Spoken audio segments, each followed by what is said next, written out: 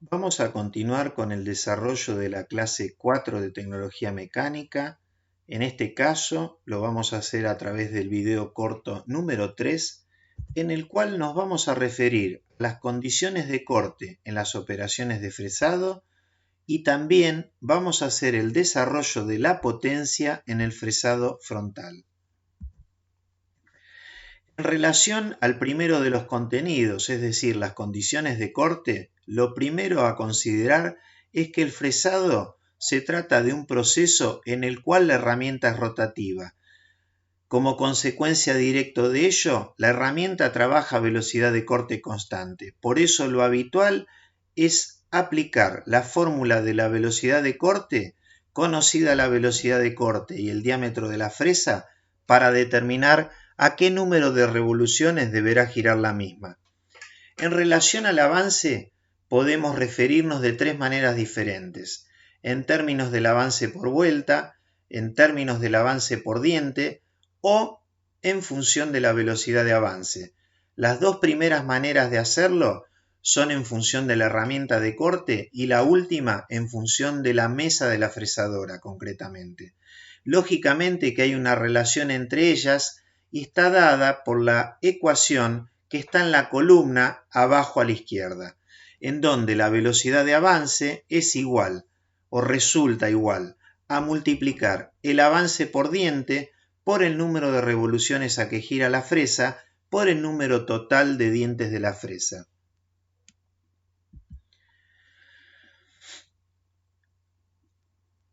Una condición muy importante del fresado es el avance por diente. En este video muy cortito vamos a ver de qué se trata.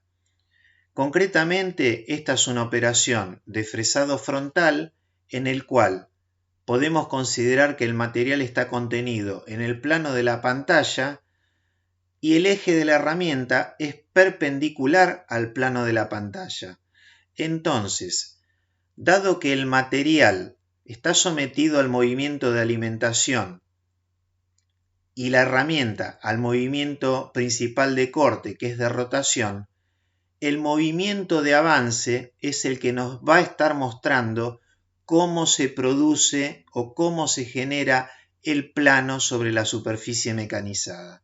Concretamente, inclusive se ve que en el inicio tenemos un menor espesor que va aumentando de valor hasta la zona central donde toma el máximo y finalmente, siguiendo en el sentido de giro, va reduciendo hacia la salida.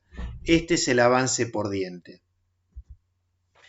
En relación a la potencia en el fresado frontal, recordemos que en este proceso el eje de la herramienta es perpendicular a la superficie mecanizada. Entonces, en esta operación tenemos a nuestra fresa girando un número de revoluciones n y a la pieza avanzando con una velocidad de avance B sub A provista por la mesa de la fresadora.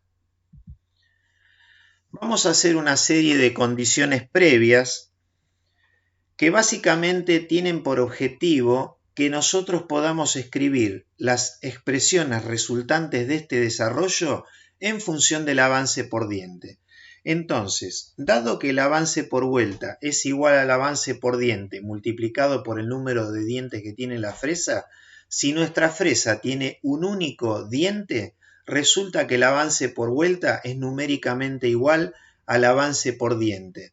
Como en el desarrollo lo que vamos a hacer es considerar un instante del proceso y otro luego que la fresa giró una revolución, el entrecentro habrá cambiado una cantidad igual al avance por vuelta que por esta consideración previa va a ser igual al avance por diente.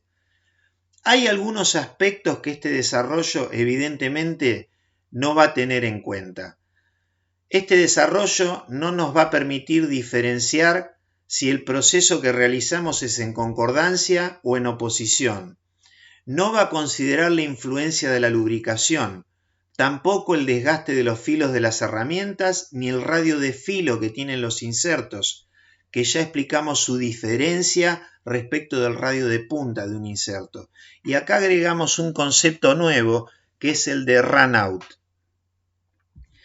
Si nosotros miramos una fresa desde el frente de la misma, acá podemos observar que nosotros tenemos un eje de rotación correspondiente al husillo de la máquina, el axis of rotation, y otro eje correspondiente al eje de la fresa, end mill axis. Esos ejes es prácticamente imposible que coincidan, siempre va a haber una ligera diferencia entre ambos, que suele ser de algunos centésimos en menos. Pero claro, evidentemente que cuando la herramienta gira a muchas revoluciones, a altas revoluciones, el runout puede producir un deterioro tanto de los filos como de la superficie mecanizada. Entonces, vamos a volver a nuestra operación de fresado frontal. Vamos a observar esa operación de fresado frontal vista desde arriba. Vamos a trabajar con una fresa de un diámetro D, tal que ese diámetro D es mayor que el ancho de la pieza que necesitamos fresar, que la vamos a designar como B ancho de fresado. Vamos a tener dos circunferencias representativas de esas dos fotografías instantáneas, una en un determinado instante y otra luego que la fresa giró una revolución y su centro se ha trasladado una cantidad igual al avance por vuelta, que con las consideraciones previas resulta ser igual al avance por diente A sub z. Para hacer lo más general posible al proceso, la fresa no va a estar trabajando exactamente en el centro de B, es decir, a B sobre 2 y B sobre 2, sino que lo va a estar haciendo de manera descentrada, tal que B2 sea distinto de B sub 1. En el sentido que gira la fresa, si nosotros vamos del centro a este extremo de este radio, acá tenemos el punto de ingreso del corte y siguiendo este arco, acá tendremos el punto de salida del corte. Entonces, al ángulo sólido de contacto se lo llama, valga la redundancia, de contacto, de abrace o engagement. Lo indicamos con la letra Φ sub S.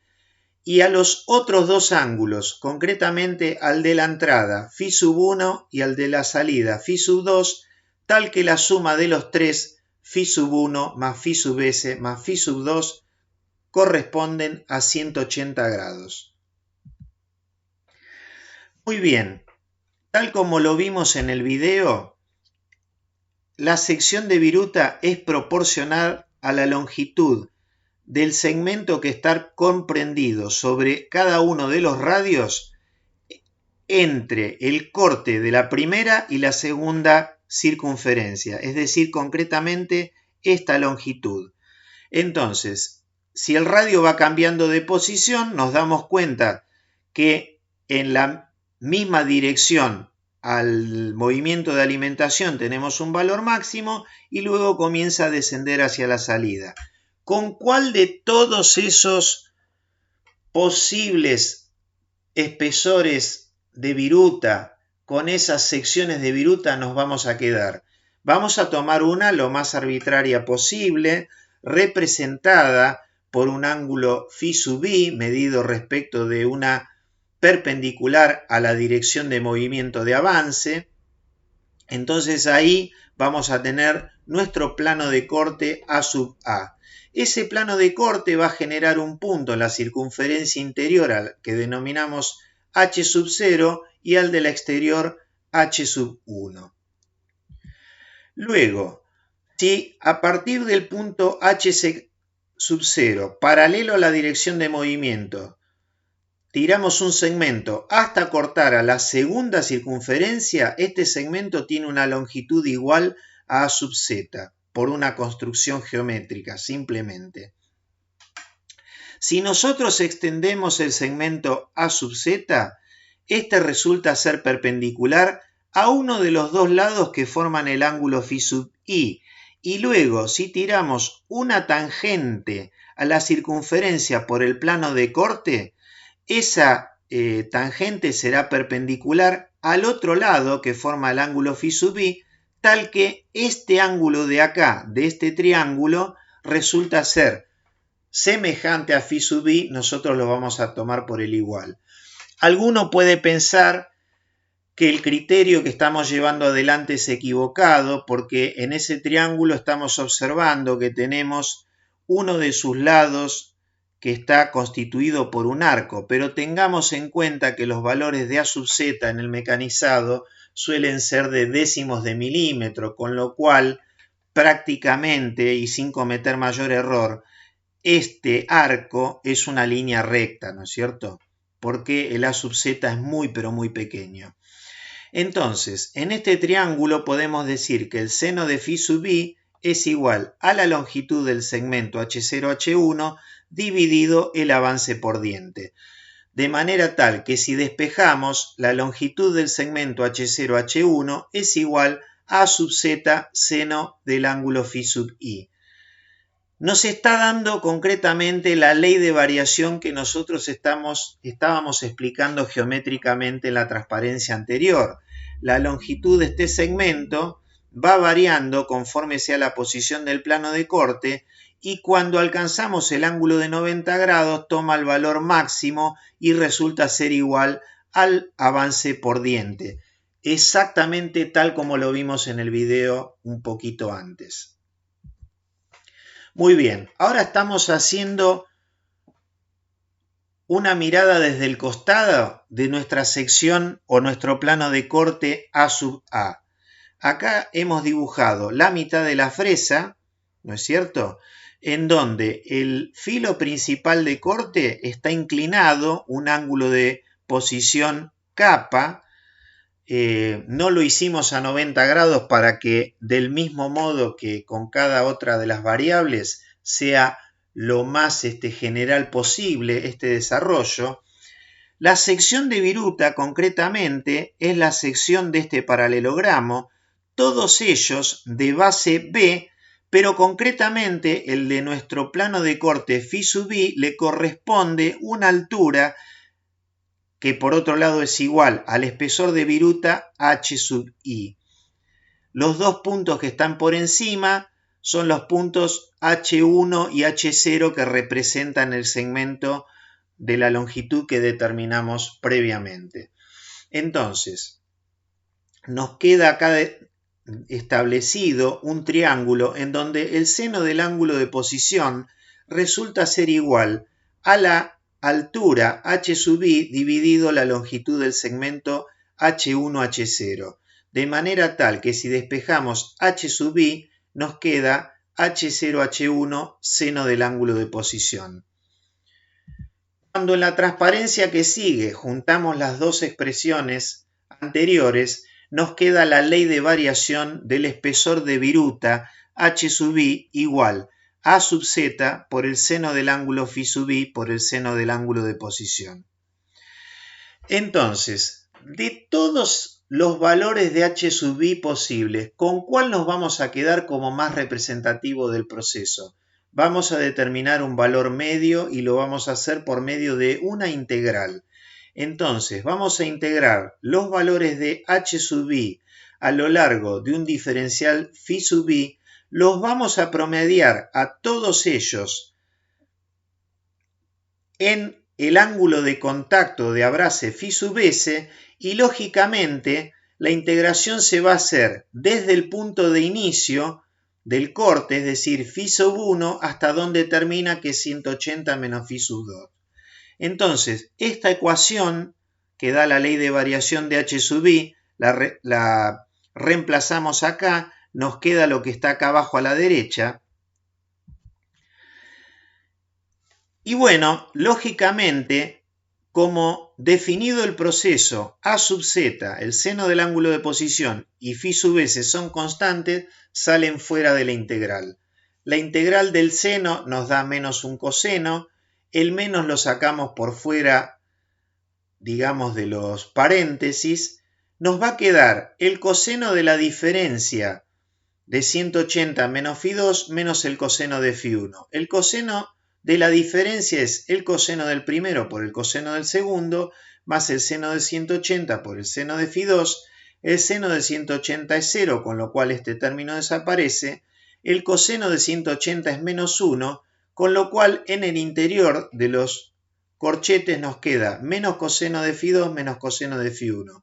Los signos menos se cancelan con el que está por fuera de los corchetes, de manera tal que nos resulta esta expresión en la ley de variación del espesor medio de viruta, A sub z, seno del ángulo de posición dividido el ángulo de contacto en radianes, por el coseno de φ2 más el coseno de φ1. Vamos a ver qué podemos hacer con estos dos ángulos.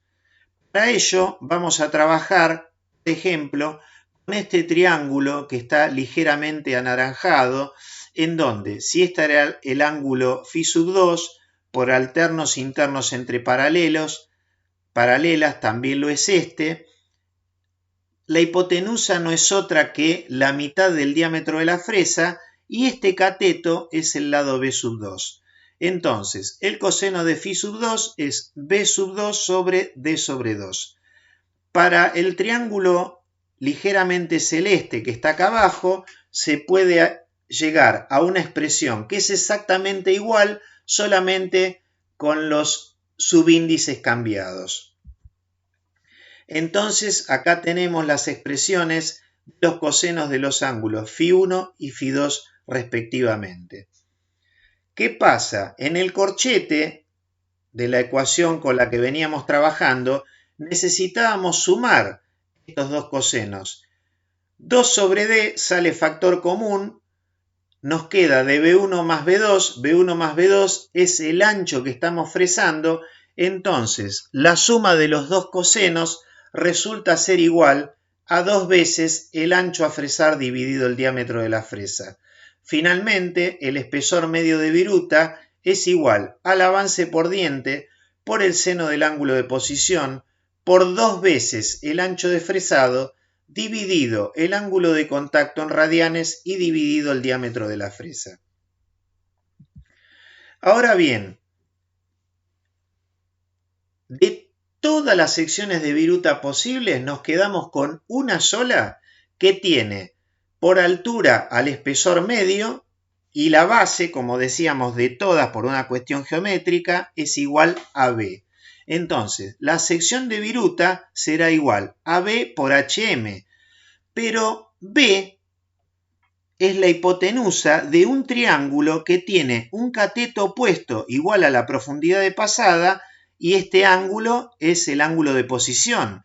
Entonces, el seno del ángulo de posición es igual a la profundidad de pasada dividido lo que sería la base del paralelogramo. De acá podemos despejar la base del paralelogramo y esta expresión reemplazarla aquí en la sección de viruta. ¿Qué nos queda? Que la sección de viruta no depende del ángulo de posición. Eso es así en todos los procesos de arranque de viruta. Finalmente, la sección de viruta en el fresado frontal es 2 veces el avance por diente por el ancho a fresar por la profundidad de pasada dividido el ángulo de contacto en radianes y dividido el diámetro de la fresa.